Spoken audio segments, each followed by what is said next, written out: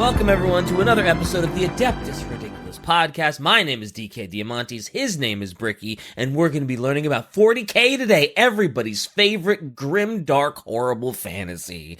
But before we do, if you enjoyed today's episode, head on over to Patreon, patreon.com/Adeptus Ridiculous, where you can get access to our Discord, bloopers if they happen. The $15 tier gets all the HD posters, and if we hit 20,000 big ones, I will do a fantasy episode for Bricky on probably the Skaven. So, patreon.com/Adeptus Ridiculous. And Bricky, you got some news, I hear. I hear you got some big news. I got myself big news. Shy, we're going to need all the bells and whistles. I need a drum roll. I need a spotlight. At least the spotlight. At least minimum a spotlight. Maybe confetti if you can afford it. If we can afford it. Do we have that in the budget? Maybe two spotlights, one for Bricky, one for his forehead, because, you know. Yeah, best she can do is fart reverb. That's okay. Do the fart reverb, but like it's a drum roll of fart reverb, so it's just like constant. Anyway, we have a massive, major new merch drop coming in, and this has been one that has been going on for over like 3 or 4 months now.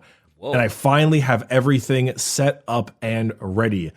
I commissioned an art piece a while ago by a particularly excellent artist, and I have the piece finally right here.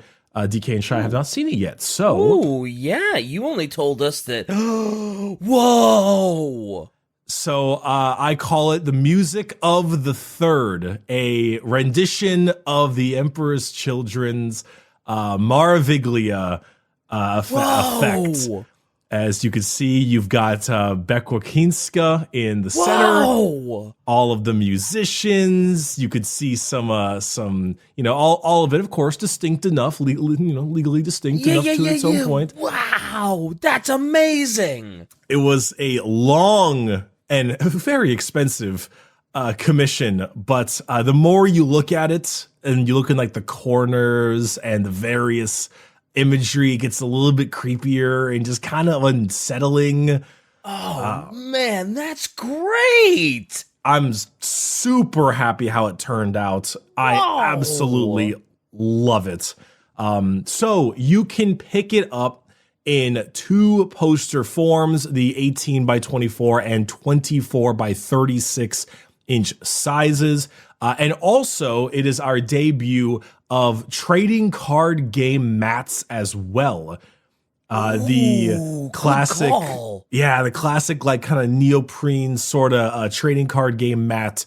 The 35 by 60 centimeters, I believe, is the size. We packed up a couple hundred of those. They finally arrived as well, and those are also for sale. And it's also available on just a simple black shirt, black hoodie, just to, add a little bit of extra to it. So, starting here, you can get this phenomenal piece for on either a poster, a trading card game mat, or the front of a shirt.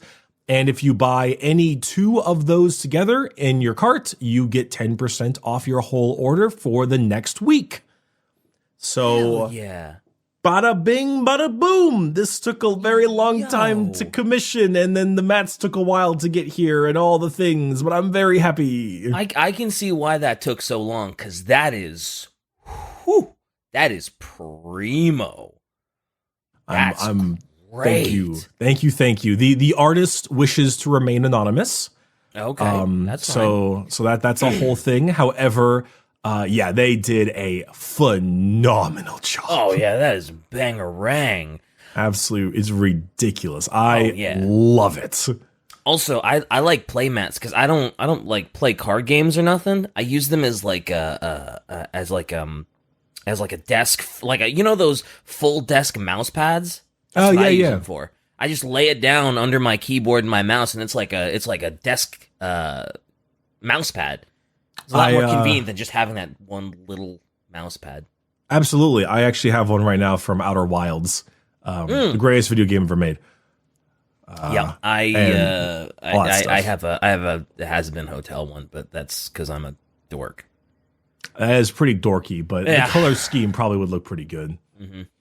But anyway, yes, that has been launched now. I will probably post this on Twitter now. Today is Monday. And then have it all go live Wednesday when this episode comes out. Super exciting. Hell yeah. And it is topical from a time perspective because today we have another episode. And are you, DK, ready for your quote? Today, topical because today we have an episode. It's wow. about what the episode's about, you slut. Oh, okay. So we're doing another Emperor's Children Fulgrim adjacent episode? We already did them, didn't we? Adjacent, I guess, would be maybe the term. Yeah, and we already did the topic that the painting, or not, I guess it is a painting, the art piece that you displayed. We already talked about that horrible, awful cacophony of madness. Okay, so it's not Emperor's Children. I'll read you the quote and see if you can get it. I won't, but sure. Okay, well, let me do it anyway. Yeah, do it anyway. I'll give him a best damn shot. Rest? We were not made to rest. We go on unflinching, unstoppable, unending in our strength. The Emperor did not make us for such mortal concerns as hearth and home, vanity or contemplation. We are his engines of war, his hammers, beating out the fabric of existence into a vessel fit for mankind to inhabit. Ah. So this is absolutely a Space Marine chapter. All right, so far so good. Is it? Oh, who are? I don't recall if we did an episode on them, but I'm trying to remember who Fulgrim was good buddies with, and they both made a weapon for each other or something, and they were like, "Oh, your weapon's way better for me than my weapon." Then they sort of swapped, and that's why Fulgrim has the sword, and the other dude has like the big, crazy freaking hammer thing. Ooh, what might the other dude's name be? Oh, what is his name? Is it? No, it's not Ferrus Manus, is it? Because that's is like that your the boring final scientist answer? guy. I'm going Ferrus Manus. Holy shit, DK, you got it. Let's go! Oh my I god! knew I'd get it. Yeah, I had total confidence in you. Yeah, and that didn't even take long.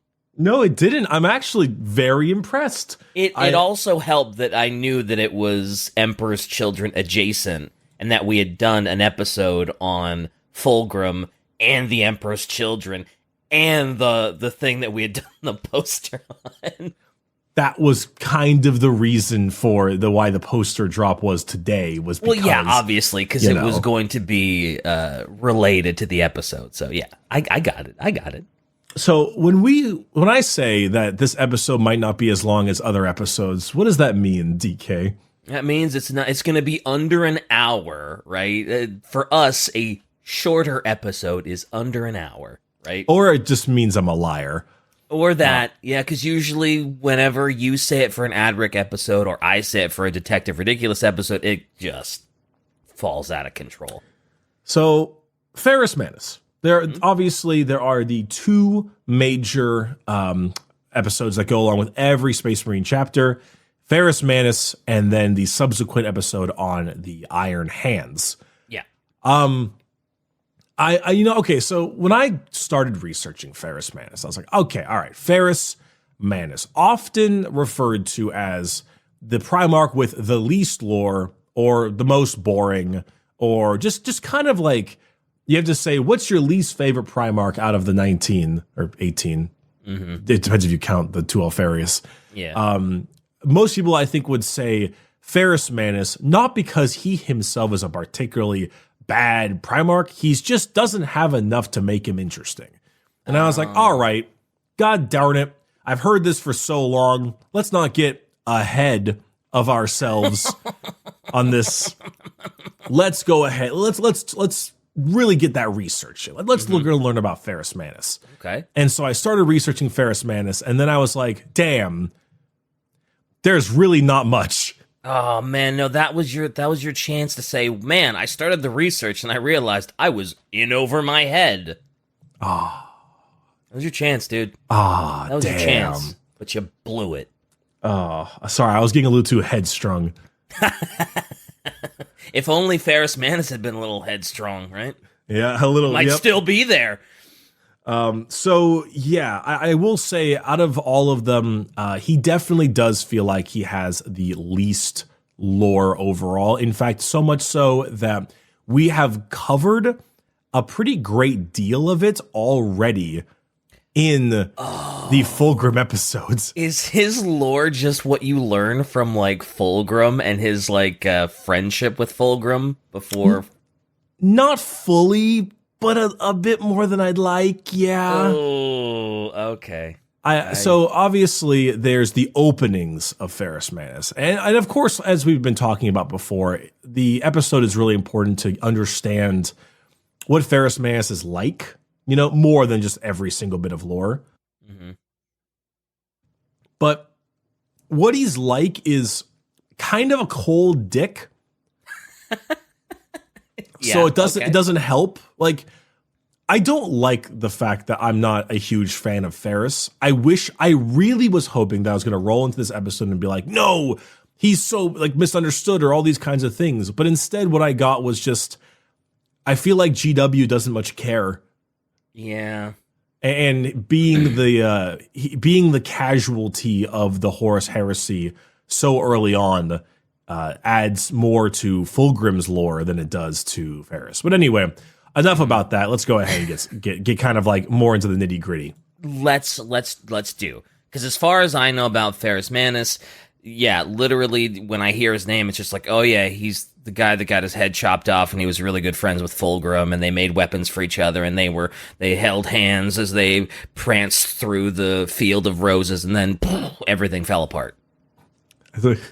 Or the amount of missing head memes we've already done this episode. Yeah, that too. Yeah, that too. Also, all I know about him is that he's incredibly boring, and that's all anybody will ever tell me about him, is that he's just boring. So here's how it goes. Basically, as we all know, gestation pods. He was yeeted at a pretty substantial speed into the planet of Medusa. Medusa was one of those feral worlds where the sky was always dark and just kind of depraved, tons of like cavernous mountains and lava and ice and just like a major volcanic activity style world. Mm-hmm. He was basically thrown at such massive speeds that he slammed into the highest mountain of the entire world, known as Karashi. It was the Ice Pinnacle was the name of it. Okay. In fact, it's said that he slammed in the mountaintop so hard that the land beneath him shook with the impact, and the entire world felt the tectonic plates of how badly he smashed into this thing. Wow, he smashed into that planet so hard that he caused a world quake? A world quake. Okay. That's a pretty big yeet, but all right. We're talking like mountains toppled, chasms were forming, like the planet shifted when he landed in it. And in fact, some of the locals said that some of the mountains genuinely shook themselves to pieces with his arrival. He destroyed mountains. All right. As a baby. As a baby. Well, I mean, it's just because he got so forcefully woofed into a mountain, right? Not he himself didn't destroy the mountains with sheer psychic brutality. So a lot of Ferrus Manus's early life is not documented. And I'm pretty sure 90% of the time when there is a non-documented Primarch thing, it normally is because they don't really have a dedicated Primarch book for that situation. Yeah. But Ferrus has a lot of like stories about him. The natives of Medusa were kind of feral, roaming tribes kind of thing, a little similar to Vulcan with the way his tribes were. But Ferrus Manus was very often seen as almost this like mythological figure. And a lot of his early stories were told from the perspective of myth. For example, It was like it was all about the early exploits of him, whereas like no one could match his strength of arm, so he could not find a worthy opponent, and he sought out every physical challenge that he could, always returning victorious. He challenged a storm giant to a competition of strength. The giant lifted a mountain between his hands and set it back down a mile away. And the giant's laugh died as Ferrus lifted the entire mountain range onto his back, carrying it to a neighboring island. The humble giant was never seen again. Like, Damn. you know, kind of tall tales. Yeah, it sounds like Greek mythology, right? I mean, he is on Medusa. He is on Medusa. And I mean, to a planet full of just roaming tribesmen, a Primarch must indeed seem like this just godlike mythological figure that you will write fables and songs about, right? Like if a Primarch came to Earth today, it'd be like, oh, you know, and everybody would be in awe. And I don't know. I think we would probably nuke him. yeah, you're probably right.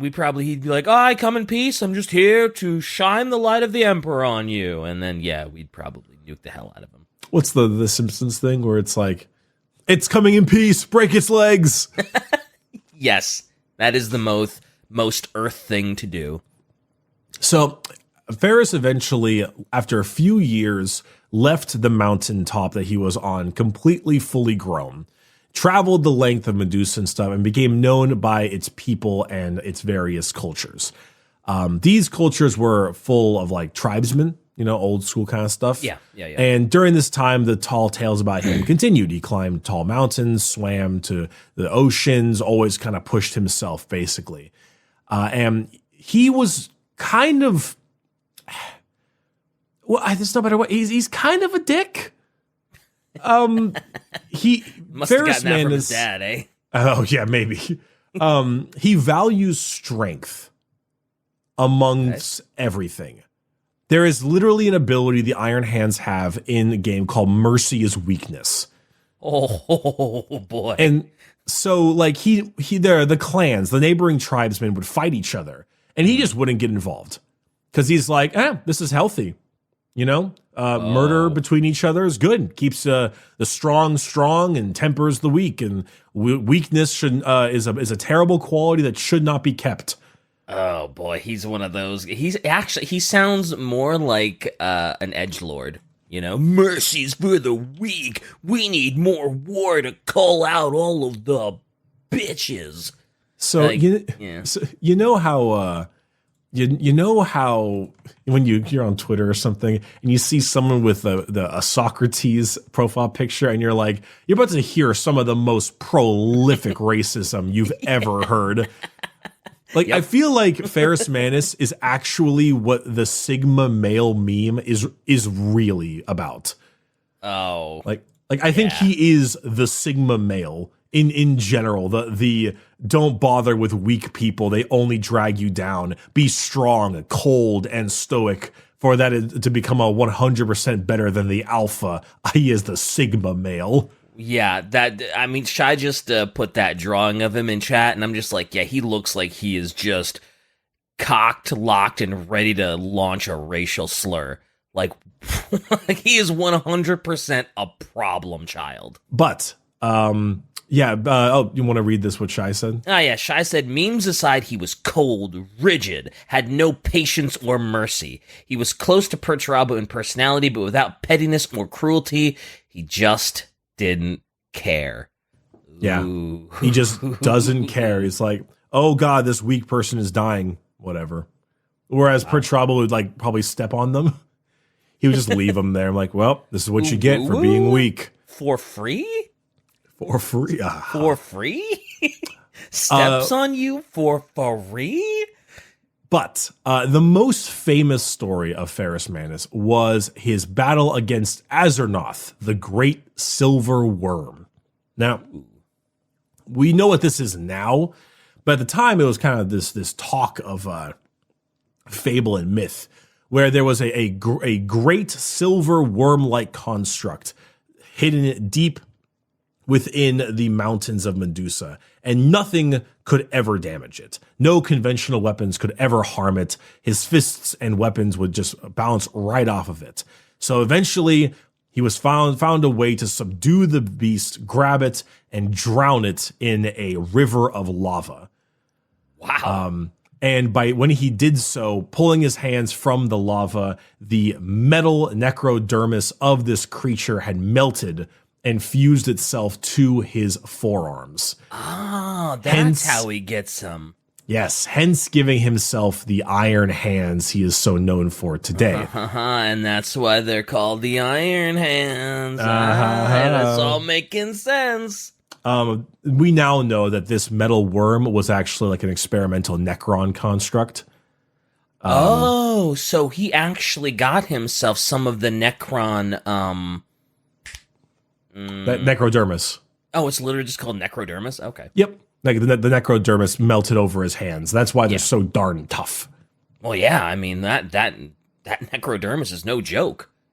It's super not a joke at all. But his big metal hands were then layered by that, because a lot of the mountainous things up there were both like Necron based and also just Dark Age technology, just all kinds of weird creatures and crap up there in the overarching lands of Medusa. But that was like the big Titanic showdown, was him versus this worm and drowning it and getting the metal hands. Damn, imagine just getting a worm and then just right into some lava with your bare hands. Like, what a Chad move. I mean, Fulgrim did choke to death an avatar of Cain, which was molten lava made manifest. I mean, hey, they were destined to be best friends. That's a good point. So after that, he returned down to the clans with new ideas and just all kinds of concepts and thought processes to teach them. He helped to craft these crazy weapons out of tools made of metal, shaping them with his living metal hands. And for the most part, he taught the people of Medusa all kinds of, lore and importance and technology, all that kind of stuff at a very fast pace, because Primarchs, the usual. Yeah. But he didn't really take over the planet diplomatically. Okay. He was a dictator. He was like, you now all serve me and we're going to do great things. And if you don't serve me, I'm going to kill you. Okay, so he was definitely not a great leader. He was just, okay. Well, maybe he was, because he's so damn strong that's like, of course we're going to follow you. Why wouldn't we? You're obviously the best among us. So, I knew you had the sound. I was waiting for it. Yeah, when you said it, I had to do it. I'm sorry. Yep. But yes, Shai said the clans of the planet didn't understand anything but violence, because they were all feral tribesmen. Yeah. So it did help, but even like when they became a bit more normal, Ferrus was not a temperate leader. Putting it mildly, sure. Okay. He is a dictator. That's what he was a full-on dictator, and the weak of the tribe were cut out and removed, and the strong were made to continue. And so long as you could bring something to the tribe, so long as you were strong enough to help him in his world, then you got to stay. And the moment you didn't, then you left or were removed. So kind of like Spartan idea of like the Spartans, where it's like only the strongest, and even at birth, it's like, oh, is that a weak baby? Throw it off the cliff. Yeah, pretty much. I'm pretty positive that the frail children were thrown out into the elements, so that they were not an unnecessary burden on the rest of the community. And when an adult, literally Sparta, and when an adult was incapable of providing, they also left. Ooh. So you didn't really grow old and feeble because the community dealt with you before you got there. Yeah, I mean, it's interesting because there's two Spartan style Primarchs out here. There's Ferrus Manus and Perturabo, because Perturabo was on Olympia and had an extremely Greek. Spartans were Rome. Spartans were Greek, right? Yes, Spartans. I think so. I only remember that because I do believe the Spartans sailed with the Greek. Well, wait, no, they were definitely Greek because Kratos is a Spartan. Yeah. There we go. I think you got I was going a to say, I war. only remember because I'm pretty sure they sailed with the Greeks in the Trojan War. Right. Oh, yeah, Spartans hella didn't get along with the rest of the Greeks. Yeah, they did not get along with the rest of Greece. So there were the two Especially kinds of Greece. I guess Greek-based factions. There's Perturabo, and then there's the Iron Hands. One's from Medusa, one's from Olympia. They get, there's all that kind of stuff. Though Olympia, despite being a much more like technologically advanced area, they felt a little bit more like the Greek nobility. Lots of wine, lots of grapes and togas, that kind of thing. A lot of hedonism bots. Probably not Perturabo though. He's an incel. Ooh, well, I mean, yeah, fair enough. Yeah, a little bit. This feels like more of the horrible, dark, depressing thing where the mountains were covered in ice or lava and tectonic plates were shifting and the sky was a constant cloud of dust. Yeah, or no dark. good. Mm-hmm. So yeah, they were definitely more feral, and I guess him taking it over definitely had more of the forged into a Spartan-like style. Yep. And eventually, when the sky opened up again and the other divine being arrived, namely the Emperor, Ferrus took the Emperor with him, strode up to the tallest mountains, and fought him. Not surprising that he would see the Emperor and want to fight him. Yep, not surprised by that at all. He saw him as an equal and was like, our battle shall be legendary. I'm sure the Emperor's like, you see us as equals. That's so cute. What a cute little baby boy.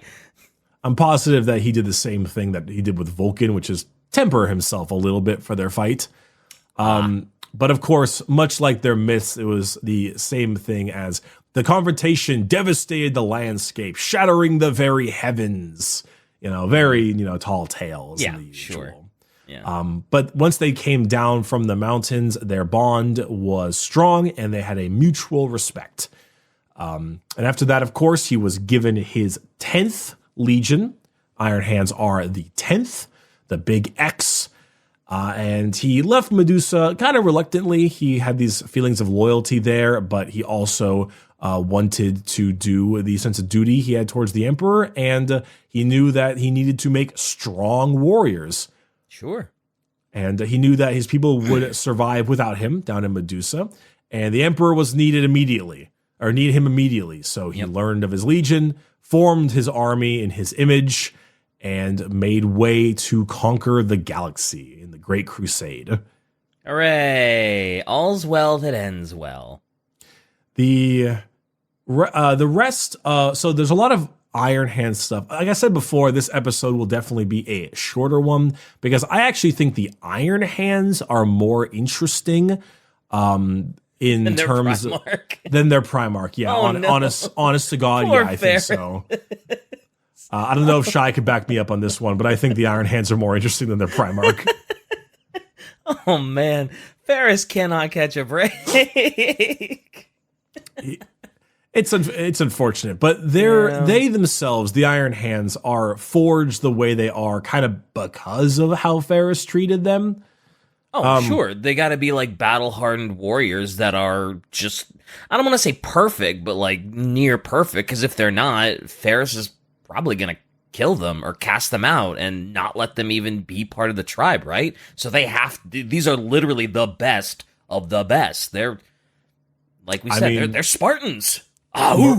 Mercy is weakness. Mm-hmm.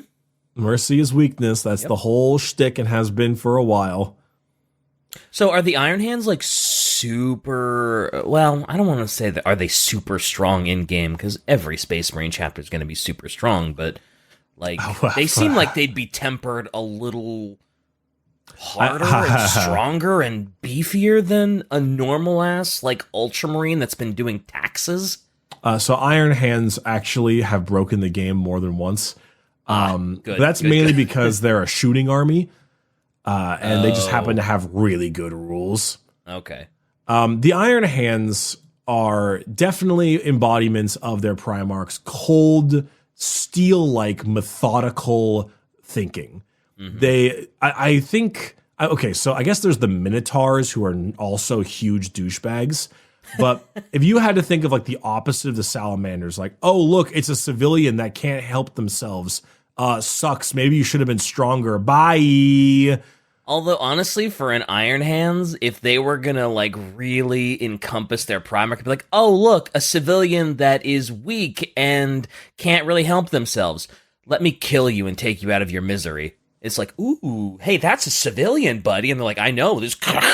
Now they don't have to suffer uselessness. And it's like, hey, buddy. Like Soink Scoob, those civilians were unarmed.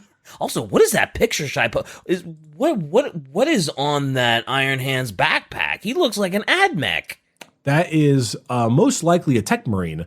I don't know if that's the Iron Daddy himself. But oh yeah, there's a character named Iron Father Phyros. Oh, okay. There is a group of technologically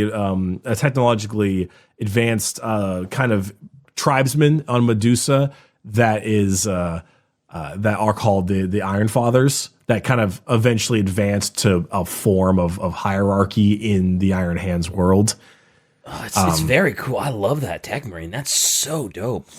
Shai says, due to Ferrus' iron personality and his literal iron hands, many within the chapter considered flesh to be a sign of weakness and seek to expunge it from themselves through mechanical enhancement. To this end, they have made it a practice to make extensive use of bionic modifications, going so far that there are rumors of some Battle Brothers being wholly mechanical. So yes. AdMech fans really kind of dig the Iron Hands too? The AdMech, well, yeah, if you're a giant AdMech simp, yeah, I would imagine you would be playing the Iron Hands. Mm-hmm, that's your side army. It's the Iron Hands. I do know that Ferrus, I believe himself, didn't much like this practice. I know there were some Iron Hands that would literally just replace their hands with full goddamn mechanics, and he'd be like, "Why? Like, what are you doing?" I just want to be like you, Dad. Shia, if you got a quote, you can. I actually, is it the "They are not my hands" quote? I was about to read that one. They are not my hands. If it's that one, oh, is that one? Yeah, I'll go ahead and read it. All right, they are not my hands. This fact. Is that it? Oh well. Okay. No. There's more. They are not my hands. This fact is forgotten by my brothers inexplicably. It has always seemed to me the hands are strong, to be sure, and have created great things for us all, but they are not mine, and that counts for something. They forget that the silver on my arms comes from a beast that I have vanquished. It is the mark of a great evil that I ended, and yet it persists within me. I would struggle to remove it now. I will not remove the silver from my flesh because I have learned to depend on it. The fault is with my mind. I rely on the augmentation given to me by my metal gauntlets, so much so that the flesh beneath them is now little more than a distant memory. A day will come when I will strip it from me, lest I lose the power to master myself forever. Already my legion's warriors replaced their shield hands with metal in my honor, and so they too are learning to doubt the natural strength of their bodies. They must be weaned off this practice before it becomes a mania for them. Hatred of what is natural, of what is human, is the first and greatest of the corruptions. So I record it here. When the time comes, I will strip my hands of their unnatural silver. I will instruct my legion to recant their distrust of the flesh. I will turn them away from the gifts of the machine and bid them relearn the mysteries of flesh, bone, and blood. When my father's crusade is over, this shall be my sacred task. When the fighting is done, I shall cure my legion and myself. For fighting is all there is, if we may never pause to reflect on what such devotion to strength is doing to us, then our compulsion will only grow. Oh. So no. That's a good quote. He does not like his legion mutilating themselves and replacing their bodies with mechanics. No, he is not a fan. It sounds like he thinks it's an illness. They are like mentally ill if they think that that's a good thing. God damn it, Shai. Man. It proves that Ferrus Manus is such an ignored character, even his in-universe's own legion doesn't care what he thinks. Oh. It's true. I mean, it's kind of well. Maybe he should have been a little bit more likable then. Yeah, you know?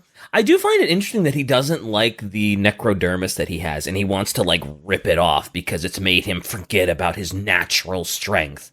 I kind of like that idea. One would argue that too much reliance on something that is not your own is a weakness in its own right. That's and true. So That's true. It's like says, he's using the silver as a crutch. Yeah, and so he says that despite them being as powerful as they are, one day he'll remove it so that he can have mastery over his hands again. Mm-hmm. And as you can see in some of the photos that Shai posted, you could see, that they are quite mechanical, some of these Space Marines. Yeah. Yep, they have definitely, I bet the AdMech are big fans of some of these Iron Hands wars. Big fans. Good God. If you are the kind of person who really likes dreadnoughts, vehicles, and just like this weird style of being toughness, like this is generally your faction. Mm-hmm. If you are a tank heavy and dreadnought especially heavy person and you like those things a lot, it is absolutely this faction that you are the most happy with. Their like main rule in game is called the flesh is weak. So, guess what happens after Ferrus goes on the Great Crusade? Guess who he meets? He meets Fulgrim. The Phoenix and the Gorgon. Hilariously, as we mentioned, the Fulgrim goes and talks to Sanguinius, and Sanguinius is like, brother, this art is so beautiful. I love it. And Fulgrim is like, another person who appreciates the arts. And then Ferrus comes in from behind and is like, that's stupid. Art's stupid.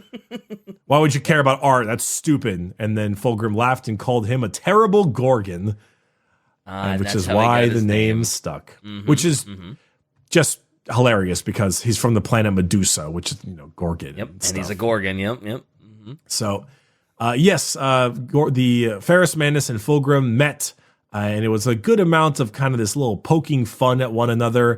Mm-hmm. Ferrus had this incredibly stern personality, and Fulgrim was always so jokey and kind of would always poke at him like, hey, boop, opposites boop. Attract, right? Opposites attract. And then, of course, at one point, Fulgrim went down to a forge and said that he was going to create the strongest weapon ever made.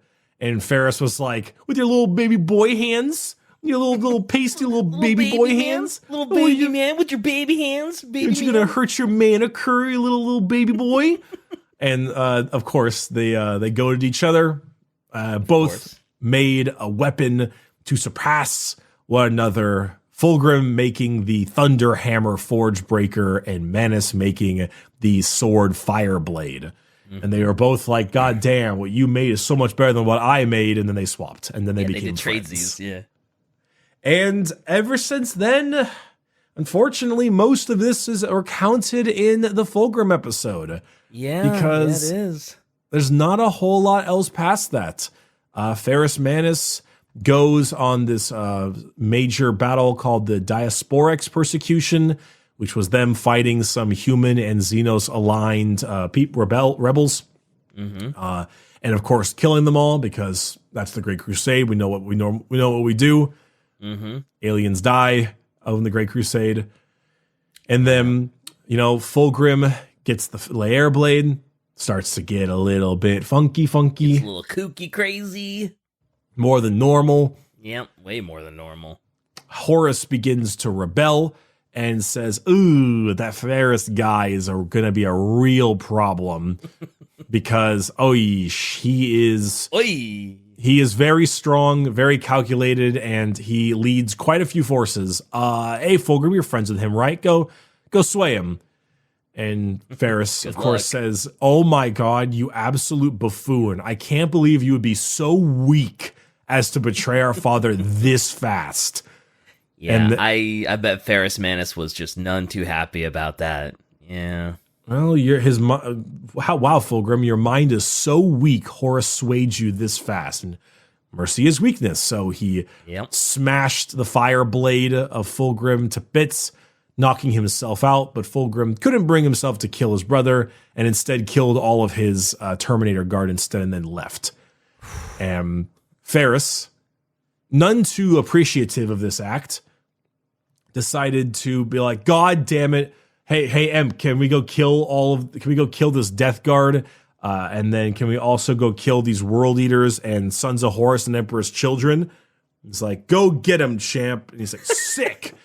Get him, tiger. His cold personality was put at bay, replaced by this just like pure fury and anger. Mm-hmm. And so he gets down to this beautiful place known as Isfahan 5. And he's like, yay, the Night Lords, Alpha Legion, Word Bearers, and Iron Warriors are here to back us up. Oh my God. Oh my God. Yeah. They're eating her, and now they're going to eat me. Oh no. Oh my God. Oh my God. And then he gets a little ahead of himself. Yeah, the showdown. And Fulgrim and Ferrus fight. Ferrus Manus' head is cut off by the Liera blade, moving with the power of the demon. Yep. And it rolls upon the ground. The Iron Hands Legion, quite decimated by Isfahan 5, and for the most part is taken out of the Horus heresy, for the most part, due to this. Which is great for Horus, because, they would have caused problems. Yes. And big problems. Let's see here. Read this. Shai said, 10,000 years later, in the 41st millennium, a daemonette of Slaanesh taunted Iron Hand Sergeant Name Morvox on Shardinus, claiming that it had seen Manus' head, and it is still screaming. Ooh, cope, seethe, and mauled. Cope, seethe, and mauled. Get wrecked. Your Primarch is up. Yeah. Yeah. You know what? The only part of this story that I kind of wish was different. What's that? Is I wish that Fulgrim had cut off Ferrus Manus' head with the blade that Ferrus Manus had made for Fulgrim, just to add that little bit of extra. Ooh, it's like, this is the blade you made for me, and like in friendship, and they swapped weapons, and it was that blade that sliced his brother's head off instead of just. I mean, the Liera blade is very cool. But I don't know. I feel like it would have been more tragic if it had been the weapon that Ferrus Manus had crafted himself, thinking it was the strongest weapon ever. That was his undoing. Well, if I'm not mistaken, Fulgrim fought Ferrus with the hammer. Or was it the hammer? Yeah, but the hammer didn't kill him. No, it didn't. I believe they actually fought each other with the opposite weapon. Like I believe that Fulgrim fought with the hammer and Ferrus with the flaming blade. But then the blade that did the final blow was the Liera blade. Yeah, it should have been the flaming blade. Also, I don't know why in this picture he has a wrench. Why does he have a big wrench? Yeah, he's got a big old wrench. Like he was trying to fix something. Like he should have his like big old thunder hammer, right? I don't know. I don't think he's fighting with a wrench. That's very bizarre. All right, I don't know if that's the case. Yeah. But yeah, like unfortunately, that's kind of where Ferrus Manus' story ends.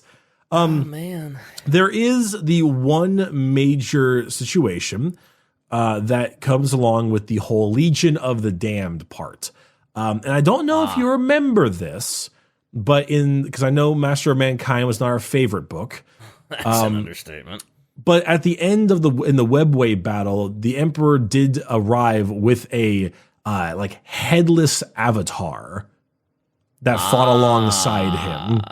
And people think that that's Ferrus because headless, and it's not that bad of a concept. No, the headless avatar that he fought with in the Battle of the Webway. Mm-hmm. But at the same time, it's, there's a little bit of an unsure with the whole Legion of the Damned thing and all that stuff and what Ferrus has been up to. Yeah. It's... I was going to say, like, how else do you necessarily bring Ferrus Manus back, right? Because obviously they're going to want to bring him back somehow, right? Because money. So they got to bring him back somehow. And I mean... Do they? Well, I guess they don't have to. Are they going to bring back Sanguinius? Haven't there been talks of that though? And didn't we say that would be a terrible idea for Blood Angels fans? But didn't someone think that might actually happen? I mean, someone I think either made a statement, and I don't think this is from the horse's mouth, but I think it was like heard down by someone who works at GW, who said that every single Primarch will come back in some way. And someone that like said that at some point, but that's like 5 times removed, like 6 degrees from Kevin Bacon, so I don't really know if that's true. But I don't think much is going to kind of come from it. If Ferrus Manus comes back as like this headless horseman, Legion of the Damned thing, I wouldn't really cool actually. I wouldn't really hate it so long as it's used extremely sparingly. Yeah. Like extremely sparingly.